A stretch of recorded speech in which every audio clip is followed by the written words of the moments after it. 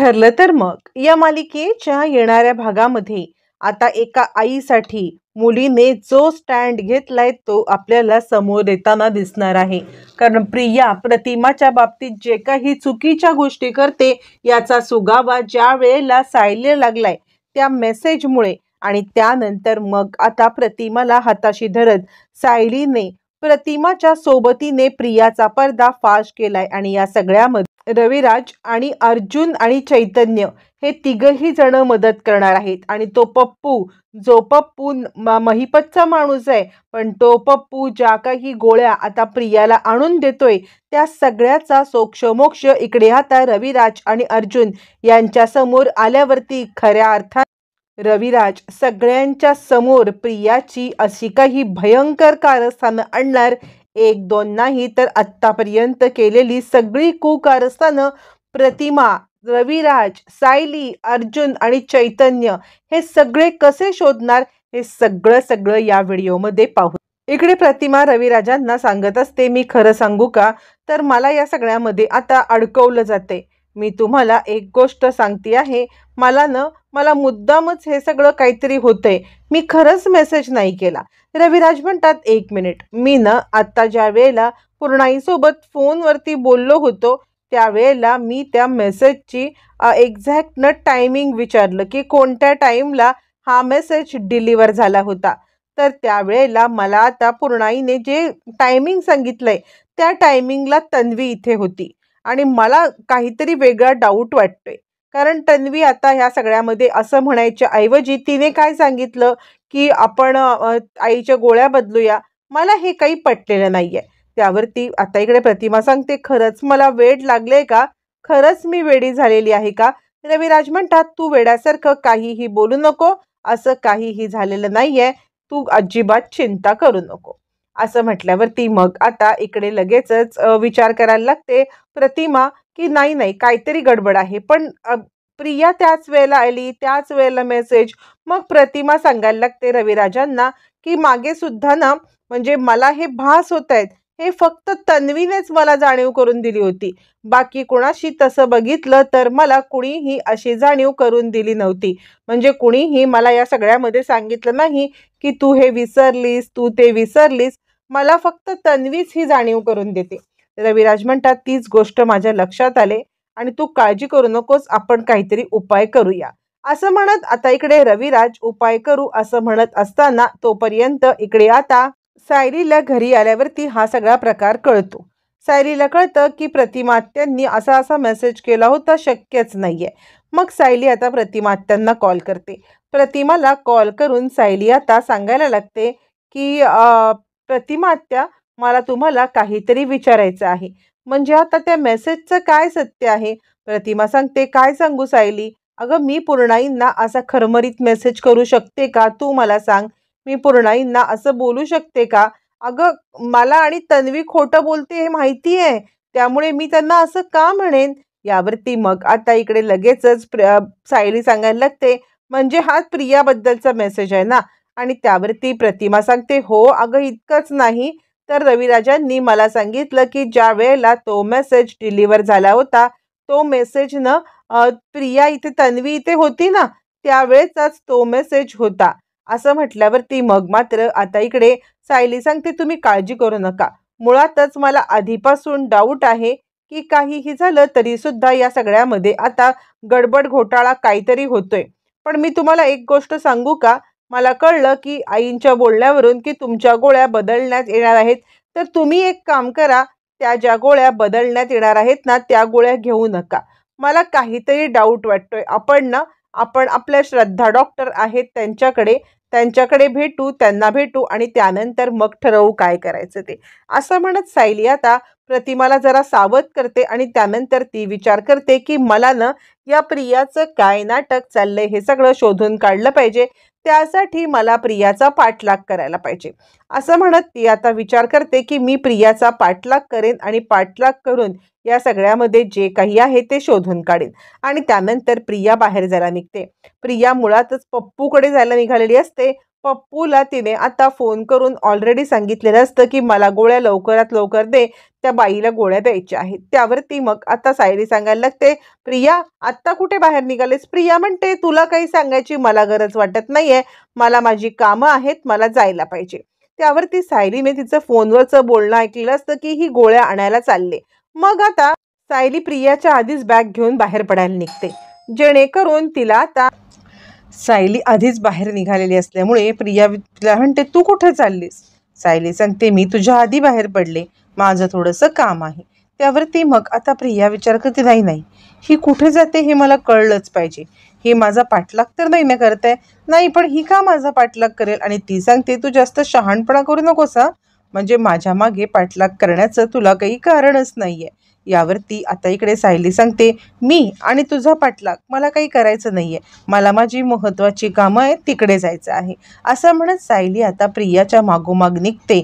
पण प्रियाला या सगळ्याची खबरबात सुद्धा नसते आणि प्रिया मात्र या सगळ्यामध्ये त्या माणसाला प्रिया त्याला कॉल करते, हॅलो पिंट्या, कुठे आहेत आपले सगळे हे, आपले औषधं आलेत का?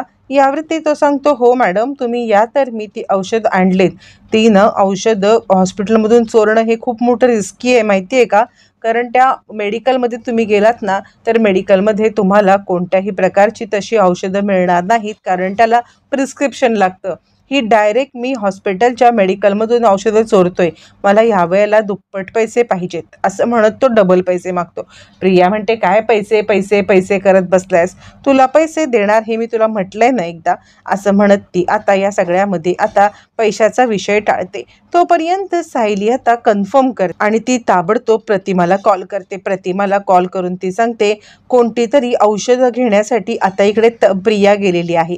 त्यावरती मग आता इकडे सांगायला लागते प्रतिमा की माझी औषधं तर डॉक्टर देतात, ही अशी औषधं कुणाकडून आणायला गेले? त्यावरती आता इकडे सायली सांगते, तुम्ही काळजी करू नका, मी न अर्जुन सरांना हे सगळं सांगतेय. असं म्हटल्यावरती मग आता या सगळ्यामध्ये इकडे सायली अर्जुनला कॉल करते. तोपर्यंत रविराज म्हणतात, काय झालं प्रतिमा, कोणाशी बोलत होतीस? तर आता प्रतिमा सांगते, आपली तन्वी कसली तरी औषधं आणण्यासाठी गेलेली आहे.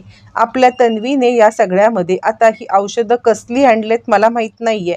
यावरती रविराज म्हणतात, मला आधीच डाऊट होता, मी अर्जुनला सांगितलंय आणि अर्जुन आणि मी त्या माणसाचा पाठलाग करायला चाललेलोच आहोत. असं म्हटल्यावरती मग आता प्रतिमा सांगते, पण आपली तन्वी मला वेडं बनवण्यासाठी का हे करत असेल, किंवा ती माझ्या विरुद्ध का हे सगळं करते आहे?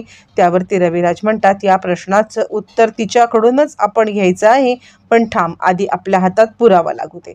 असं म्हणत आता रविराजांना या सगळ्यामध्ये आता खोटारड्या प्रियाचं बिंग तर फुटलेलं असतं, पण नक्की काय आहे हे सगळं आता इकडे त्यांना जाणून घ्यायचं असतं आणि हे जाणून घेण्यासाठी ते आता लगेचच तिकडून तोपर्यंत पिंट्याला फोन करून इकडे आता प्रिया आलेली असते नागराजकडे. नागराजला ती सांगते, हे बघा, तो औषधं देणार आहे, त्यामुळे लवकरात लवकर त्याला डबल पैसे आपल्याला द्यायला पाहिजेत. डबल पैसे देऊन मग आता आपल्याला ते औषध देणार आहे. तोपर्यंत आता इकडे दोघं जण निघतात. तिकडे त्यांना रविराज दिसतात. रविराज त्यांना आता बोलायला लागतात, कुठे निघालात, कुठे तुम्ही? यावरती प्रिया थोडीशी तपप करायला लागते आणि नाही, मी नाही कुठे निघाले, मी असंच इकडे. हे म्हटल्यावरती रविराज म्हणतात, काय तुमच्या दोघांचं काय साटलोटं चाललंय? त्यावरती मग आता इकडे सांगायला लागते लगेचच प्रिया, नाही नाही, साटलोटं काही नाहीये अर्जुन. यावरती रविराज म्हणाले, तर ठीक आहे, मी बाहेर चाललोय, तुमचं काय काम असेल तर चला माझ्यासोबत. यावरती प्रिया म्हणते, नाही बा, तुम्ही तुमच्या कामाला जा, माझं काही काम नाहीये, मी थोडा वेळ इथे आईसोबत गप्पा मारेल. असं म्हटल्यावरती मग मात्र आता इकडे रविराज तिकडून निघून जातात. रविराज निघून गेल्यावरती इकडे आता प्रिया आणि नागराज हे दोघं जण बाहेर पडतात त्या पिंट्याकडून औषधं घ्या. इकडे तोपर्यंत अर्जुन, चैतन्य आणि आता रविराज हे तिघं जण भेटतात आणि त्यानंतर मग आता रविराज फोनवरती अपडेट्स घेत असतात. त्यावरती अर्जुन म्हणतो, काय झालं, कुठपर्यंत पोहोचलेला आहे तो पिंट्या? यावरती रविराज म्हणतात, तो याच एरियामध्ये येणार आहे, आपण आता त्याची वाट बघत बसूया. नक्की तो काय करतोय, नक्की तो कसं हे करतोय हे सुद्धा बघूया आणि कसली औषधं आहेत हे सुद्धा कळायला पाहिजे ना. यावरती मग आता पिंट्या येतो आणि पिंट्याला इकडे आता रविराज आणि हे पाहतात. ताबडतोब आता पिंट्याचा पाठलाग केला. प्रिया त्याच्याकडून औषधं घेते, त्याला पैसे देते आणि त्याच वेळेला अर्जुन तिचा फोटो काढतो. रविराज घरी येतात आणि प्रतिमाला तो फोटो दाखवतात. ज्या वेळेला तुला तन्वी औषध देईल ना त्यावेळेला मला आता ती औषधं दाखवायची. यावरती आता इकडे प्रतिमा सांगायला लागते, नाही पण तन्वी तर हल्ली मला औषध कुठे देते, मला औषध हल्ली ना म्हणजे आपले हे देतात, नागराज भाऊजी देतात. असं म्हटल्यावर ती प्रियासोबत नागराज पण याच्यात इन्व्हॉल्व आहे का? कारण प्रिया इथे नसताना त्याला औषध देण्याचं काम कोण करणार? नागराज. मग नागराज आणि प्रियाचं काय साटोलोट आहे? या सगळ्यामध्ये आता इकडे लगेचच रविराजांना संशय येतो आणि आता त्यावरती रविराज लगेचच आता विचार करतात, नाही नाही काहीतरी आपल्याला करायलाच पाहिजे. आणि त्यानंतर मग आता जे औषध असतं त्या औषधाचे फोटो आता श्रद्धा मॅडमना दाखवले जातात. श्रद्धाला फोटो पाठवल्यावरती मग आता लगेचच इकडे सांगायला लागतं रविराज प्रतिमाला की हे सगळी औषधं आपली मानसिक स्थिती मंद करण्याची आहेत. यावरती प्रतिमा म्हणते, मी तुम्हाला सांगितलेलं आहे की मला या सगळ्यामध्ये आता हिने म्हणजे ही नेहमी प्रिया इकडे असली ना की ही मला त्रास देते, ही मला प्रत्येक वेळेला असंच काहीतरी बोलत असते, पण का असं करते ही? आणि त्यावरती रविराज म्हणतात, याचं उत्तर तर आपण शोधायचंच आहे, पण इतकंच नाही तर आता हिच्यापासून तुला सेफ ठेवणं हे माझं काम आहे. पण घरामध्ये हिचाच साथीदार देणारा मला वाटते नागराज आहे. तू आजच्या दिवस शांत बस, उद्या आपण बघायचं आहे की ही औषधं तुला कोण आणून देते. मग जो ही तुला औषधं आणून देईल तोच या सगळ्यामध्ये कल्परेट. असं म्हटल्यावर आता सुमन प्रतिमासाठी औषध घेऊन येते. सुमन आल्यावर ती जरा प्रतिमाला धक्काच बसतो. प्रतिमा विचार करते की सुमन, नाही सुमन या सगळ्यात नसणार. मग प्रतिमा खूपच अस्वस्थ होते. प्रतिमा सुमनला म्हणते, तू का मला ही औषधं घेऊन आलीस? त्यावरती सुमन सांगायला लागते, वहिनी अहो असं नाहीये, मला हे म्हटले औषधं द्यायला म्हणून मी औषधं घेऊन आले. पण मला कळत नाही ह्यांना तुमच्या औषधांचं इतकं का पडलेलं असतं. तितक्यात आता रविराज आणि नागराज येतात आणि त्यावरती रविराज म्हणतात, मी सांगतो का ते, कारण ही औषधं आहेत ना तर ही औषधं मेंदू स्लो करण्याची आहेत. आणि नागराज तू का ही औषध देतोयस? आता नागराज गडबडतो. नागराज विचार करायला लागतो, अरे देवा, म्हणजे ह्या सगळ्या जाळ्यात मीच तर अडकलो, मी का हे सगळं करायला बसलो? म्हणजे आता माझंच सगळं बिंग फुटलेलं आहे. आणि त्यावरती नागराज त प प करायला. मग रविराज त्याच्यात थाटकन थोबाडीत देतो, बोल का केलंस तू हे सगळं? त्यावरती नागराज आता सांगतो, नाही मला खरंच यातलं काही माहीत नाहीये, मला जे काही तन्वीने करायला सांगितलं ते मी केलंय. आता तन्वीने सांगितलं? यावरती तो म्हणतो, हो, पण मला वाटलं की या सगळ्यामध्ये ती आता काळजी घेते आहे आणि काळजीपोटी हे सगळं सांगितलंय. त्यावरती मग आता रविराज म्हणतात, तुझ्याकडे ते मी नंतर बघतो, आधी मला तन्वीची खबरबात घेतली पाहिजे. आता नक्की तन्वीची खबरबात घेण्यासाठी रविराज तिकडून आता रविराज इकडे येतात सुभेदारांच्या घरी. सुभेदारांच्या घरी आल्यावरती मग आता इकडे लगेचच सांगायला लागतात, रविराज बोलतच नाहीत काही, थाटकन येऊन ते आता प्रियाच्या एक थोबाडीत देतात. प्रिया म्हणते, बाबा काय झालं? यावरती रविराज म्हणतात, बाबा, मला बाबा बोलण्याची हिंमत तू करू नकोस, तुझ्या तोंडून मला बाबा अजिबात ऐकायचं नाहीये. प्रिया म्हणते, काय झालं? यावरती रविराज म्हणतात, तुझं खरं रूप माझ्या समोर आलेलं आहे. हे बघ काय केलंयस ते तू ही औषधं त्या पिंट्याकडून आणलीस, ती औषधं मी दाखवून झालेली आहेत ऑलरेडी, ती मेंदू स्लो करण्याची औषध आहेत. त्या दिवशीच्या मेसेजचं सत्य दुसरं. त्या दिवशी पूर्णाईंना मेसेज प्रतिमाने केलाच नव्हता. पूर्णाईला मेसेज करणारी ती तू होतीस, ती कल्परेट तू होतीस. तुझ्यामुळे आता इकडे प्रतिमाची अवस्था बिकट झालेली आहे. तू हे सगळं केलंस, आता मला उत्तर पाहिजे की का केलंस हे सगळं. यावरती मग आता प्रतिमा सांगायला लागते, इतकंच नाही तर या आधी सुद्धा हिने असं करण्याचा प्रयत्न केलाय. मी ज्या वेळेला उपमा आणि शिरा बनवला होता तेव्हा सुद्धा हिने तो उपमा आणि शिरा पूर्णपणे आता फेकून दिला. त्यानंतर मी जेव्हा फुलांचे हे भरून ठेवले होते तेव्हा तिने तिथे काटे टाकून हा सगळा प्रताप केलेला मला माहिती. रविराज म्हणतात, आणि या सगळ्यामध्ये तुला मदत करणारा नागराज, त्याच्याकडे तर नंतर बघतोय, पण तू सांग, स्वतःच्या आईला का वेडं करायला निघालेली आहेस? का तिच्या बाबतीत असं केलंयस? त्या दिवशी तो मेसेज पण तूच केला होतास ना? कबूल कर हे सगळं का करतेस ते बोल लवकर. अजून एकापाठोपाठ एक किती खोटी आता तू बोलणार आहेस? त्या दिवशी आता इकडे कोर्टामध्ये जेव्हापासून तू एक्सपोज झालेस ना तेव्हापासून माझा तुझ्यावरती काडी मात्र विश्वास नाहीये. त्यावरती ती सांगायला, नाही हे सगळं मी नाही करत आहे, हे सगळं ना आपले नागराज काका करतायत. यावरती रविराज चिडतो, त्या नागराजला तर मी बघणारच आहे. तो तुझ्यावरती आरोप करतोय, तू त्याच्यावरती आरोप कर, संपलाय गोष्ट आता.